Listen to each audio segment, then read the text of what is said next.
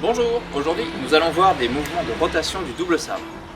Alors si vous n'avez pas encore de double sabre, vous pouvez quand même commencer à essayer avec un grand bâton ou une lame qui serait suffisamment grande que vous prendriez par le milieu et vous pouvez déjà vous entraîner à faire les mouvements avec la poignée.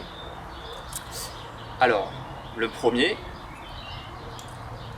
c'est celui-ci, qui est en fait équivalent à ce mouvement qu'on a déjà vu. On garde simple, c'est ça, sauf que là, c'est la même chose avec le double, que je peux faire d'ailleurs en gardant les deux mains sur la poignée, comme si j'étais en train de ramer sur un canoë, ou avec une seule main, la main droite ou la main gauche, essayez de vous entraîner aux deux. Donc on plonge d'un côté, on plonge de l'autre, et quand vous l'avez, vous essayez de le faire à l'envers. Si ça peut vous aider, repérez une lame et vous remarquerez que c'est toujours la même qui plonge avec votre bras. Normalement, vous n'avez pas à inverser le sens du double sabre. Une fois que vous avez ce mouvement-là, vous pouvez compliquer un petit peu en allant chercher derrière, puis en revenant devant. Là encore, c'est équivalent à un mouvement qu'on a déjà vu avec le sabre simple, qui était celui-là.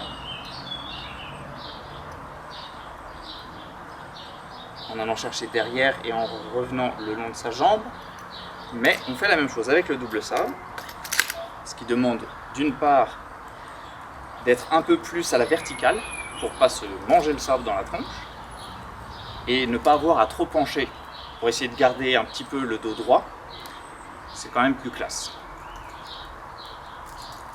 Et quand vous l'avez, essayez de le faire avec l'autre main. Une autre rotation qu'on a déjà vue avec le sabre simple, c'est de le faire simplement tourner devant soi. On essaye, si possible, de l'attraper en garde inversée, comme ça, le bras va revenir tout seul dans sa position naturelle, en partant d'une position qui n'est pas naturelle, donc ça donne de l'élan, ça donne un genre de ressort au niveau du bras, qui va vous aider à tourner plus vite. Et un dernier mouvement, en essayant de le faire passer dans son dos. Donc, pour commencer, on essaie de le faire passer dans le dos sans tourner, au moment où on est dans son dos. C'est le mouvement le plus facile. Puis, on peut venir faire 2 tours devant. On le passe dans le dos sans tourner. 2 tours devant. Et on peut accélérer. On penche légèrement le sabre pour qu'il puisse passer au-dessus de notre tête. Et on essaie de le faire en restant le plus droit possible.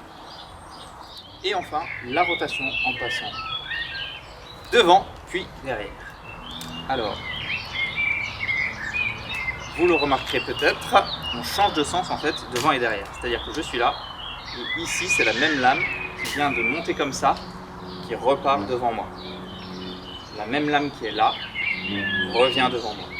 Je l'attrape avec l'autre main, jusqu'ici, et c'est toujours la même lame qui me repasse devant.